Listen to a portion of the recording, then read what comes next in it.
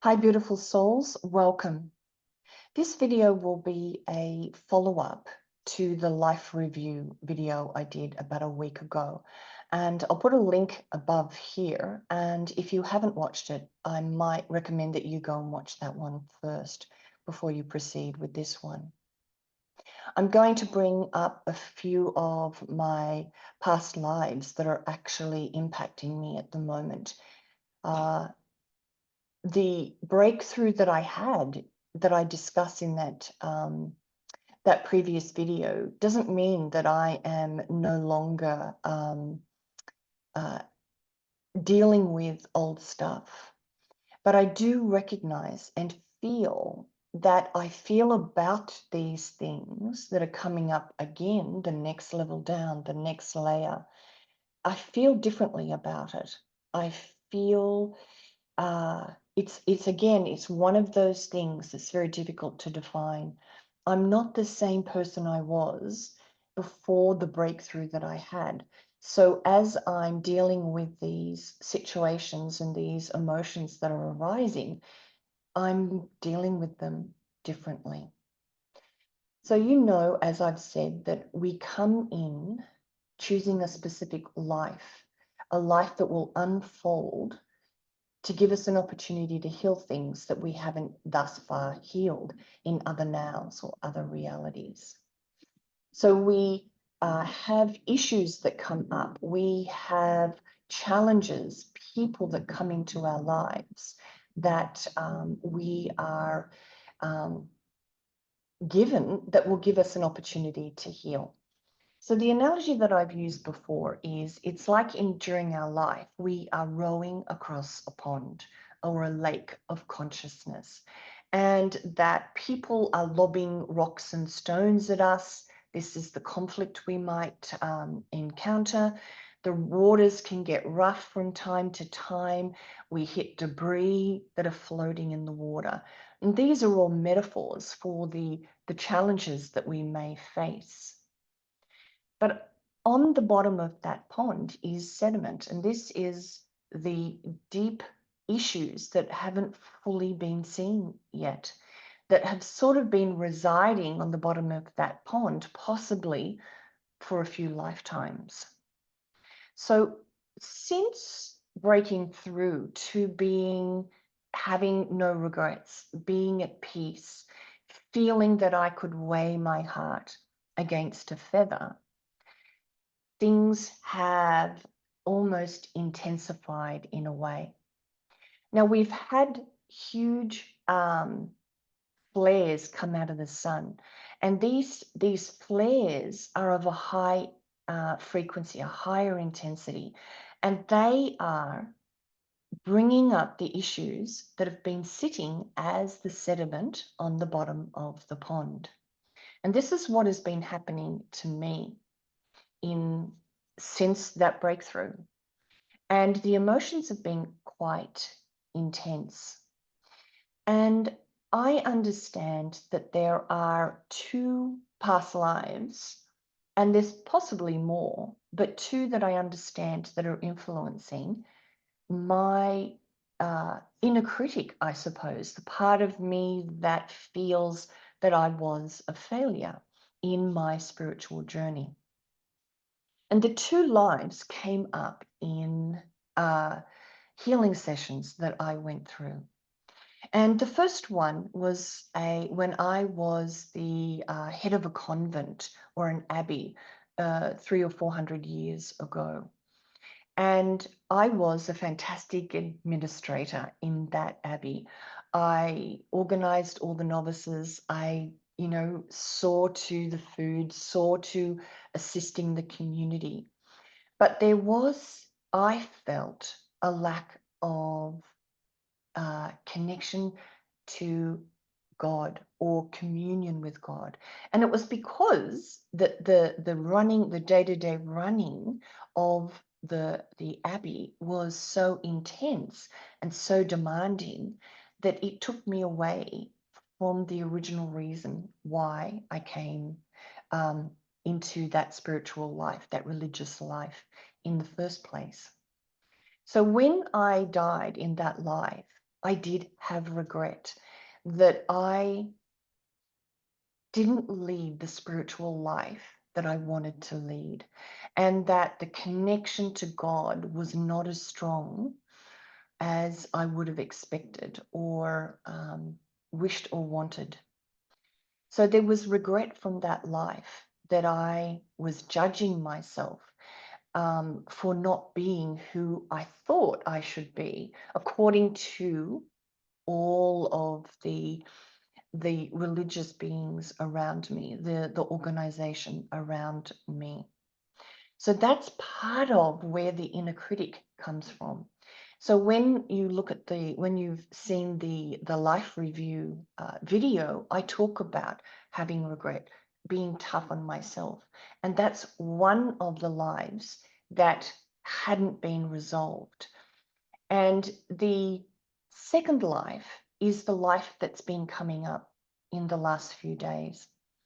Now, I was a seer on Maldek and worked for or gave information to the rulers, however you want to say it, of that planet.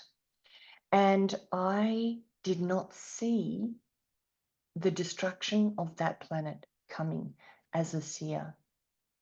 And when that destruction came about and I could see it happening, I was so devastated that I had not seen it coming, and that millions of people died without any warning, or there was no warning to head this off from ever happening. And so there was huge regret that I wasn't as aware or powerful as I thought I should be when I died, along with all the millions of other people on that planet. Ejutiko shanyakumbo kukuchet sakataki etsibitite. Shindika yochukotu tsibitikika, shotaka etke estiande aktu, shetikikeka, sute je enze kikenya. Imbetia tsakaka yojatki ende kikeka, sutotosh testa, amba akie, sedetia tsuke anyaki, botochokonye tsikeka. So what's been happening is the intense grief has been coming up in the last few days. Tears and in fact, more intense than any time previously. And it is the regret, it is the hangover of that lifetime and the lifetime as the head of the Abbey. And these are essentially at the bottom of the pond. So I came in learning that there was something wrong with me, being told that I would not achieve much or had no value in who I was. And that was to set me up to have an opportunity to heal those lifetimes.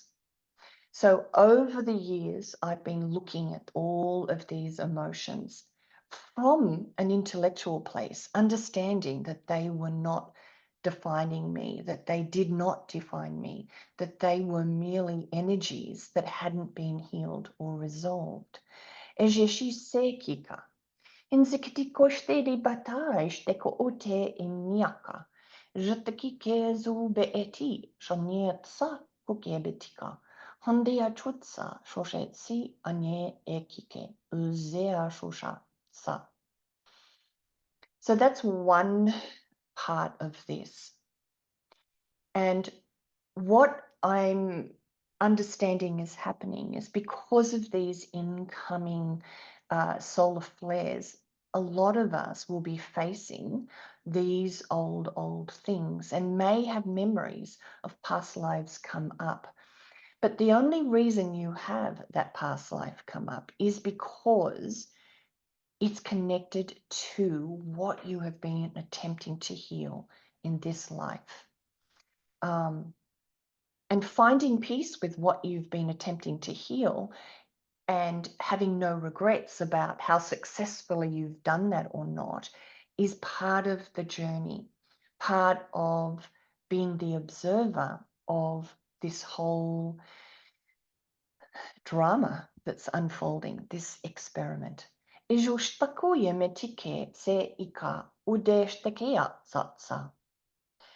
I think there is other things, like this isn't the only sediment. So in my early life, when I was about 4 months of age, I got sunburnt very badly on my face. And my grandmother put baby oil on my face and it turned into one big blister. So you can imagine the pain of that a 4-month-old would experience of having a blister that ultimately burst and how painful that would be. So that was around 4 months. And then at some point, not long after that, I was almost a cot death. My mother woke up in the middle of the night and waiting for me to cry to be fed, and I never did. And she went into my room and I was blue, laying in my cot. And so she grabbed me out and gave me mouth to mouth and brought me back, essentially. The third thing that happened was when I was 2, I drank bleach and they rushed me to the hospital and pumped my stomach.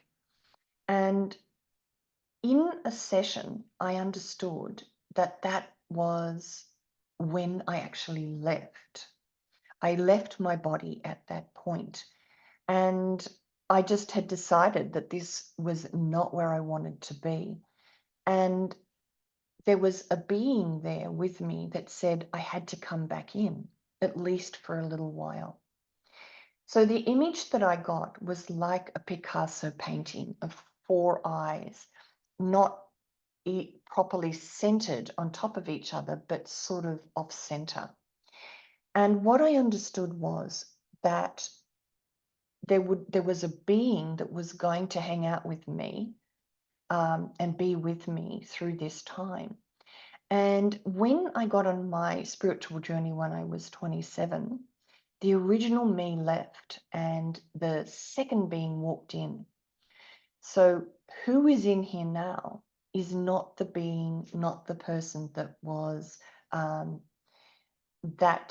in the body when the body got burnt, when it nearly died, and when the stomach was pumped. So who is in here now is very different. Overnight, I found that I loved God. Overnight, I became hungry for anything spiritual and was reading books and books and books. And that's what took me onto my spiritual journey. So my understanding is the reason this happened to my skin, because since that time, since that first initial burning, I burnt and blistered every summer. We didn't understand what we were really doing in the 60s and how delicate skin was. And so I burnt and blistered and went through a lot of pain repeatedly over those first, say, 14, 15, maybe 16 years.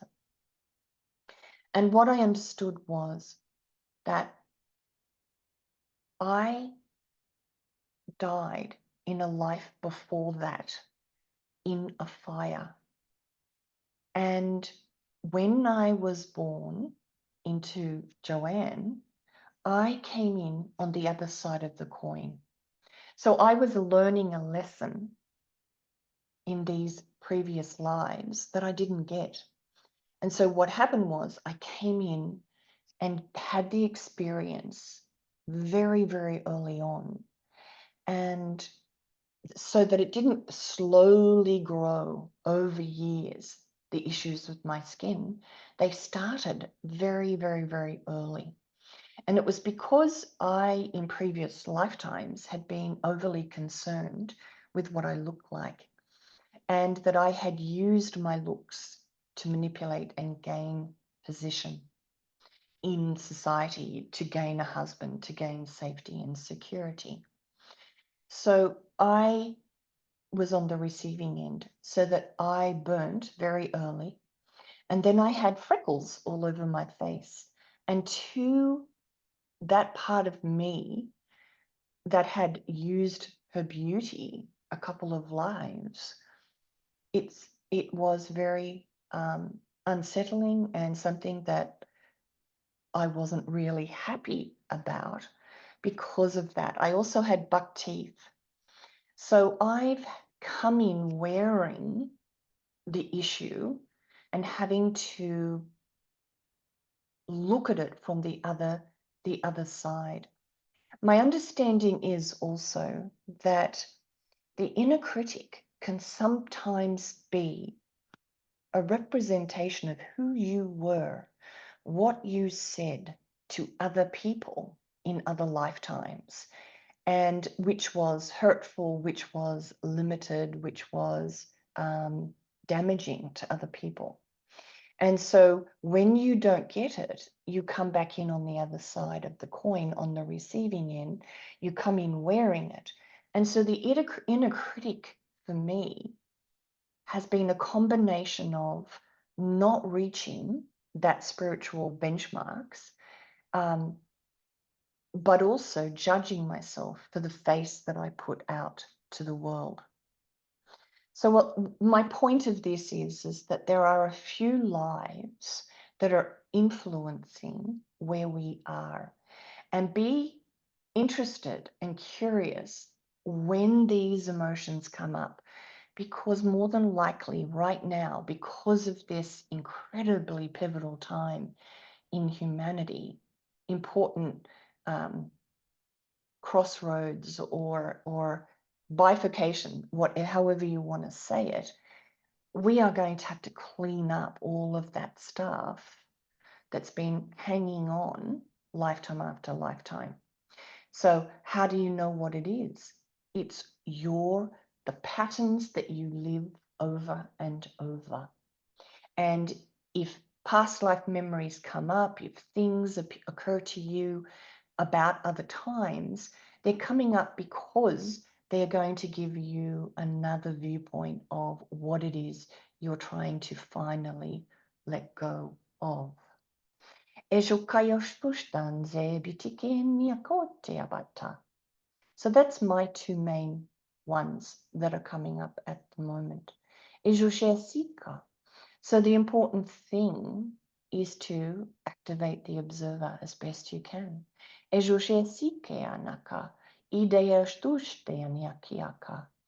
it's not to push the emotions away, but to observe them slightly detached and understanding all the time that this is old issues, old stuff that no longer needs to be a part of who you are. It never really did define you, but we let it, through our human ego, define us. Ejushesi ama tetiko umbo toshtenekya. Ingia ku bababati sheshen koya batia sakama koye te terika anze melia tu teke. Ariatias tu te mokoye tsa tsa tsa ushe se niakute inde dakiaku. So approach this with compassion for yourself and love for yourself. The compassion has come up in a couple of the videos that I've been putting out, in that the best way to move through this is with compassion for yourself. And that compassion and that love of self in this incredibly difficult journey will emanate out and help other people go through what is coming up for them. Compassion becomes a part or a component within the morphogenetic field. Ejushesi aku a etike ende sekika. Hinde ashtushte se ikike ande ashtuyene kiyama. India stukoshtea muku oko eshi shoshanya ka andia tea kuka. Izeki aseku aneati a kikeka. Ujesi sesa ubeati kianya kuka. And so the spiraling up continues. And so the unlayering, peeling away the layers continues. But the having no regret, that place of peace that I came to definitely has altered how the energy that I feel when this sediment comes up. It has changed it. It feels different to me. And that's the indicator for me that I have changed, in that how I looked at those issues was evolved and changed. The process continues. The evolutionary spiraling up continues. Ejukaya bukunda biashtekika. She dukoyo nuku etia baati she ende kikeka. Ende asusa shokaya shoshanye makaya kukaetsiatia. Handariashtekea zi a etikama. Kukea batea ba akashtea niokuye andiatse kukayatsa. And breathe. Izetue. Inde ongo yondo ya mie nianu ye neangu. Ayanyange niande zuyangie nande ande ongu. Aye niende angie noyambu.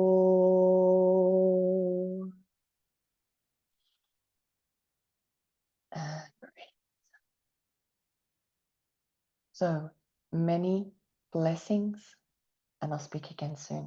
Bye-bye.